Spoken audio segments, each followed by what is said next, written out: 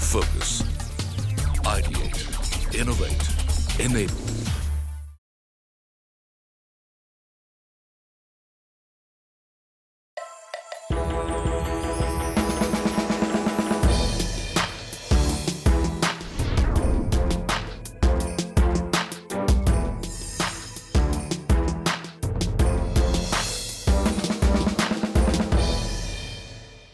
Hello and welcome to another episode of NSE FinWiz powered by CNBC TV 18 Season 3. Today we are at the Pune plant of one of India's leading luxury car manufacturers, Mercedes-Benz India.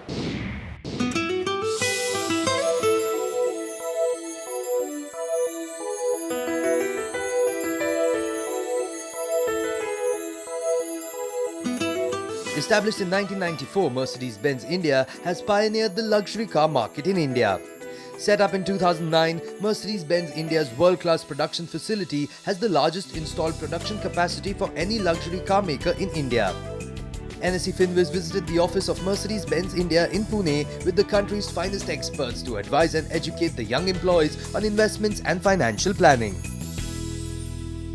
And I'm now joined by our two very special experts. We have Feroz Aziz, who's the Deputy CEO with Anand Rathi Private Wealth Management. Welcome to the show, Feroz. And Harshvardhan Rungta, who's a certified financial planner with Rungta Securities. Welcome to the show, Harsh. And our core topic for today is tax planning. Harsh, tax planning, two words, when you talk about it, it's just like, it's supercalifragilisticexpialidocious. Nobody knows what that means, okay? How do you guide layman investors here about the importance of tax planning and how to, let's start correctly on this? Well, Sumit, this particular quarter, which is the Jan, Feb and March, this is the period when you actually look forward to closing your books and the financial year is coming to an end. What happens is, usually when it comes to this last moment, that is the time we start thinking of what we haven't done to avail of all the tax benefits which are available under different sections. So we rush and we buy into something that is easily available to us. So convenience becomes the priority and not what actually should be done.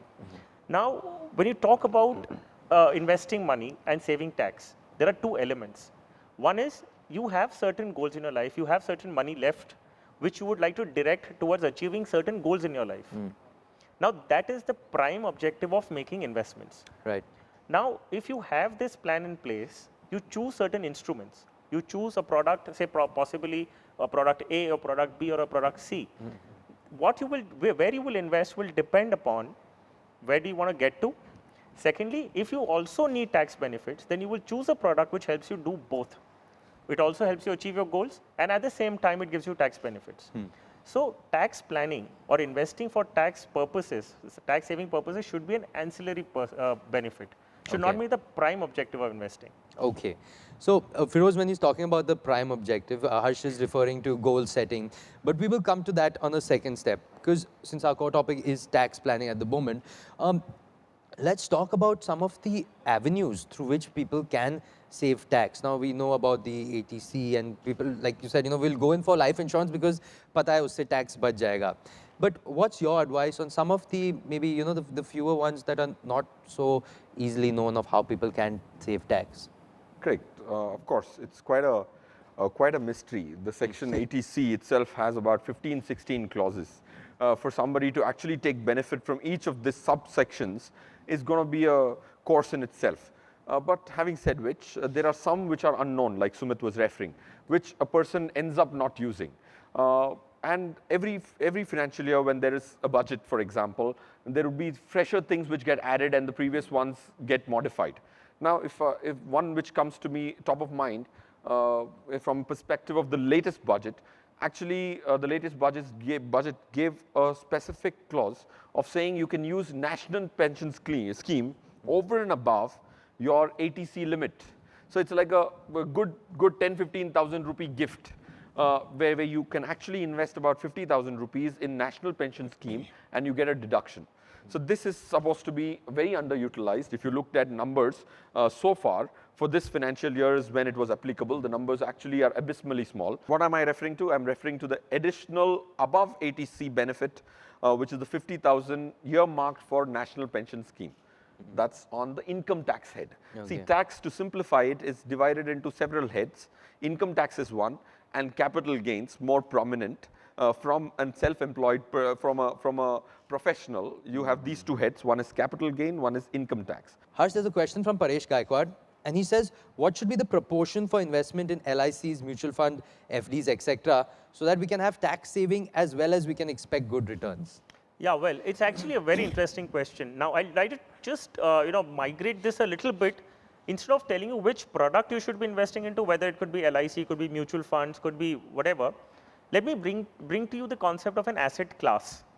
So let's, when you begin, you have certain amount of money in your hand. See, at the end of the month, you decide, I wish to invest about, say, 15,000 rupees a month. Now, what you should be deciding is how much part of this 15,000 should go into equities, which is an asset class by itself, how much should go into debt, how much should go into precious metals, could be gold, could be any other silver, platinum, how much should go into real estate. So you could have different asset classes. Now, once you decide that, this exercise is basically called asset allocation. So that is dependent on a couple of inputs that are specific to each individual. So what is your circumstances, what are your specific goals that you have in life, what do you want to achieve, and when do you want to achieve them. So based on that, there would be an asset allocation done. Now, once you do that asset allocation, and it suppose says that 50% of the money should go into equities, say probably 30% should go into debt, and the balance could go into precious metals. If this is the allocation, then the 15,000 will be divided and said 7,500 needs to go into equity because you have 50% in equities. Now, how much of this 7,500 can you invest into direct equities yourself, or would you want to invest through mutual funds? So now we've identified an asset class, and then we've gone into the products and the options which are available within that asset class. Then you look at gold, for instance. In this particular example, we've identified 20% should go into gold. So you have 3,000 rupees going every month.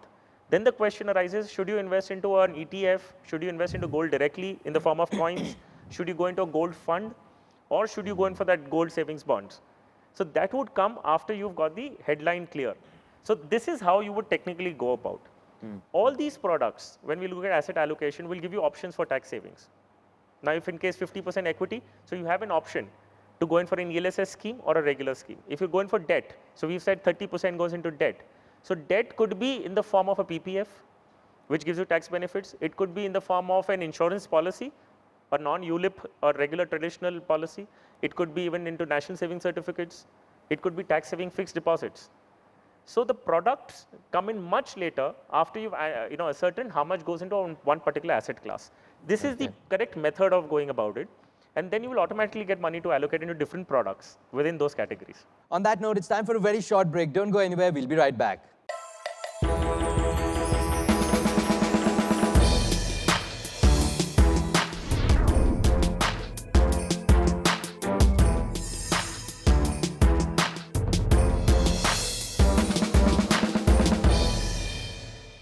Welcome back. You're watching NSE FinWiz, powered by CNBC TV8 in Season 3. I have two very special guests with me, Feroz Aziz and Harsh Rungta. Harsh, when we start talking about personal finance, the first thing that any advisor says is to set your goals. That is, that's your roadmap to a brighter future, a better future. How do you advise someone to set goals? Because the concern is when you take a pen and you take a paper and you start writing, it gets so overwhelming. I don't know how much money I want in 20 years. I don't know what it's similar as that. You start mumbling and bumbling. You don't know what to say. How do you advise? How do you ease this process? Well, there are two steps to this. The first step is to make a wish list. Now, that wish list need not be practical. It need not be doable. SLSAMG. You just need to pour down your thoughts and your wishes. It could be as abstract as I want to buy a Mercedes Benz in the next 1 month, in spite of the fact that you know that you do not have that kind of funds available with you right now. There's no harm in having a wish list. So what you do is just note down those wish lists. There's something that I want to achieve in the next 1 year. I want to do something over a period of 3 years, or this is what I want to do for the long term. You could have children who are very young, so possibly you may have some thoughts for them as well.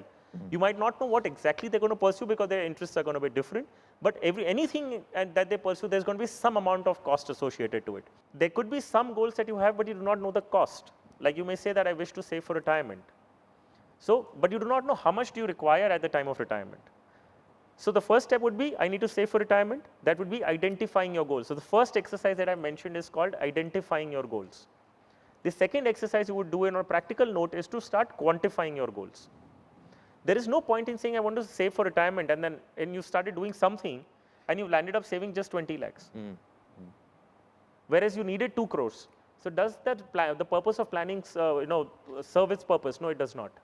So identifying your goal, which is retirement, quantifying your goal is actually identifying how much amount you require at that point in time. And then based on these 2 figures, you sit down with what actually you have in your hand today. Whatever your scenario is today, some investments you must have made, there could be a financial situation that we have. So based on those, we draw a line, a roadmap from point A to point B. This is where you are today. This is where you need to get tomorrow. This is how you should be traveling. I have taken say home loan of 10 lakh rupees and I have 10 lakh rupees in my mutual fund account. So whether to sell 10 lakh of mutual fund and then to repay the loan, and then after that whatever money I will save through EMI, what I have to pay earlier, then is it a better option, or to continue with the home loan is the better option? Home loan is the least priced loan known to an individual. Because of its security, the bank lends to you at least prices. In a falling interest rate scenario, which is what we are going to see over the next few years, you should ideally keep the loan alive, okay? Because you have got long-term funding at reasonable costs. Since yours is a home loan, I suggest in a falling interest rate scenario, you should hold it up. But very importantly, if you have taken a loan and also had an investment, if the investment is in very conservative, short-term instruments like debt funds, then it will be counterintuitive, because what you earn is going to be lesser than what you pay. So you're better off closing it. So investments in the true sense would mean long-term assets or substantial exposure on equity. If that's the case, then both can live together in a falling interest rate scenario. So you have to introspect and see what portion of my 10 lakh rupees is there in equity.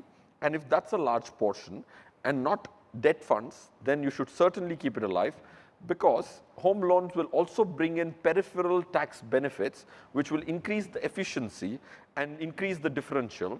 Now coming back to a very important thing, how much would I make? Long-term historical averages of investing in equity mutual funds is like about 16 to 17%, 10, 15, 20 years. So home loan is a 10-year, 15-year loan generally. So 10, 15 years, if I just blindly invested in an equity mutual fund, I would still be left with a differential return of 6, 7%, and it's as good as my money is twice hard. So 10 lakh is the interest I pay, but my money is working like 20 lakhs. So you should keep them alive. Most of the ULIPs have performed miserably, and investors have burned their fingers. Don't you think it is prudent to treat these 2 things like investment and insurance as 2 different baskets with 2 different motives, and not to mix them up? When we see this scenario wherein we talk about unit-linked insurance policies, it's been long that we've been advocating that you should not be buying any investment-based policies. The reason being because you do justice to neither of the 2. You do not buy a life cover in the proportion that you should be buying. At the same time, you're investing into a product which is ideally not designed to be an investment product, which is an insurance policy. So if you need to buy a life cover, the best way to buy life cover is to buy a term plan. And you have options available which are direct online policies wherein you interact with the company directly and you get a policy at a very competitive price. If you need to make investments, you could choose mutual funds. Now what are ULIPs? In a ULIP also you get NAVs, they function like a mutual fund itself. So why would you combine it? I mean, I'm completely in sync with what you have mentioned. You could go in for a mutual fund and be more flexible in terms of liquidity. Now if you talk about just one aspect, which is liquidity. In a ULIP, the insurance law regulations say that you need to be invested for at least 5 years. So while you have a choice to stop your policy within 5 years, the money does not come to you until 5 years have been completed. Whereas in mutual funds, you may just simply withdraw the time in open-ended mutual funds schemes, you could simply withdraw and redeem whenever you don't wish to continue any further. So I don't see a value addition in real sense that you should go into a product which has got insurance and investments together vis-a-vis something which has 2 separate things. Then why does a product still be available in the market and why does it still sell? Well, there is some, every product has been designed keeping in mind some requirements. There are some investors across the country who would want to have both together. They do not want to manage two separate products. So, well, every product has a buyer. So, in that context, there is somebody who's buying it. But in case you are one of them who can manage an insurance policy on its own and keep it alive, and also at the same time manage your investments and track it. So, I don't think there's any reason you should buy a ULIP together. You're watching NSE FinWiz, powered by CNBC TV 18 Season 3. Time for a short break. We'll be right back.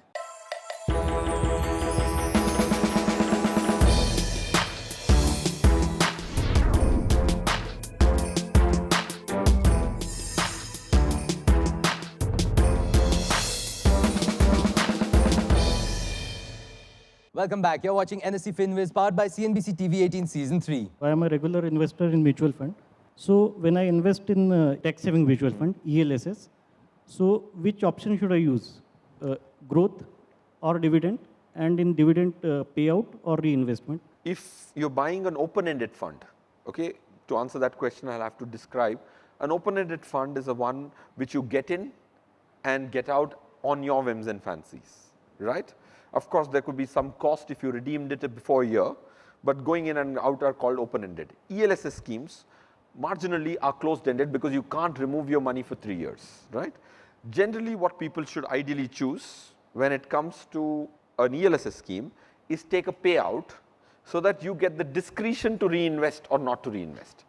Otherwise, let's assume at the end of 2.5 years and you have 6 more months to finish your 3 years, if there is a dividend and you've reinvested it, then that new dividend is going to be locked in for 3 years from then, right? So dividend reinvestment is out of the window. Either you choose growth or dividend payout. If you choose growth, you will never have this problem of some units being stuck for longer than 3 years. But if you, so basically growth or dividend payout. If there are larger quantums, choose dividend payout. If it is smaller quantums, choose growth, because a small dividend coming in, due to lethargy and logistical difficulty, you will not be able to put it back and you will miss the 8th wonder of the world, which Albert Einstein and Warren Buffett both subscribe to, saying the 8th wonder of the world is compounding. If you don't take the money and let it compound, that is when it becomes big. You know, there's this thumb rule that they say 100 minus your age should be invested in equity, which basically helps you in your asset allocation. So is that a good thumb rule to go by, or are you, do you not believe in that thumb rule? Or what's your advice? Well, Sumit, let's understand this with an example. There are two individuals working in the same department of this company. Both are 30 years of age. So as per the thumb rule, 70% of investment should have gone into equities for both these individuals. True. Now this is the thumb rule. So in the absence of any application of mine, this is what both Mr. A and Mr. B should have done. Now when we dig a little deeper, now Mr. A had a situation wherein he had some moral responsibilities on him. He had to get his sister married after 1 year. Okay, and Mr. B had no such responsibility, and he could save for the next 30 years without any obligation to pay in the next 30 years. Would this rule then apply to both of them? No. So this rule would not apply, because Mr. A had to save money in instruments which he requires, for which he requires after 1 year. So he cannot most certainly invest into equities. In fact, it could have been 80% into debt and 20% for long-term goals. However, Mr. B, we had no other responsibility, and his money was to be staying in the product for next 30 years. Then he could invest 70% into equities. So in the absence of making any other detailed investigation into the person's individual requirements and lifestyle, if you have to still do something, then the thumb rule applies. Right. But it is still definitely, I would say, it is not the only way that you should go about deciding what is your asset allocation. It could be fatally wrong. It could get you on the wrong side and really cost you a lot of money in that context. Looking at the property rates right now, is it good enough to sell one property and buy another property? Is that a saving? Firstly, if you are selling something or buying something from a consumption perspective, that's a very personal choice kind of a opinion. But if it's basically a financial transaction, that's where mathematics comes and emotion takes a back seat. If you are selling the asset because you're bearish on real estate, then buying back real estate will not make mathematical sense. Two methods to understand the value of what you buy. One is how many years salary am I spending to buy the house? Earlier it used to be 2-3 years of salary during the previous generation. Today it is 20, 10, 15, 20, 30 depending on what property you buy. That's called the affordability quotient. The second is how much do I pay the landlord to acquire the property for 50 years? How much rent will I have to pay today? If the ratio is, or to buy the house I am paying 1 crore, to rent it for the next 15 years, if I pay him 15-20 lakhs, I am able to rent it out for 50 years, what would you choose? 50 years is as good as owning the house, right? So that's called a virtual lease. You're virtually assuming that if I actually took a lease. So that is the two technical nomenclature which people go through in real estate to see whether you should be a buyer or a seller. Coming back to your question, don't sell a property and buy one more if you're actually exiting because real estate might not have a very bright future. On that note, thank you so much, Feroz. Thank you so much, Harsh, for coming here. Thank you so much for having us here.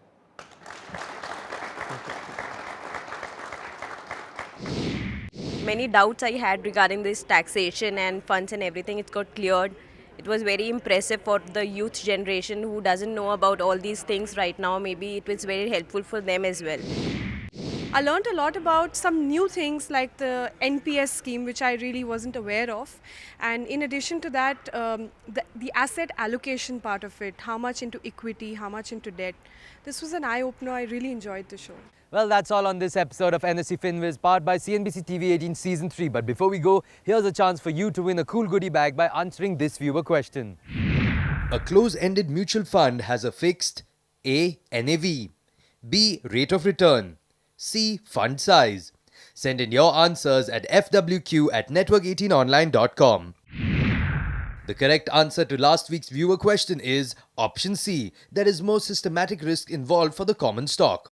Many thanks to all the viewers who sent in their replies. The winner to episode 14's viewer question is Udaya Aditya.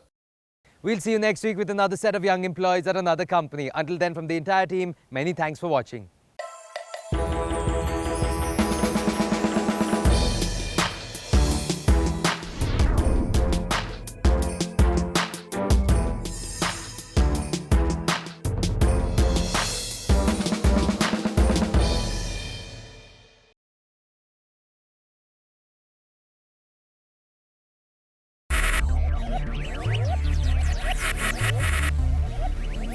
Focus. Ideate. Innovate. Enable.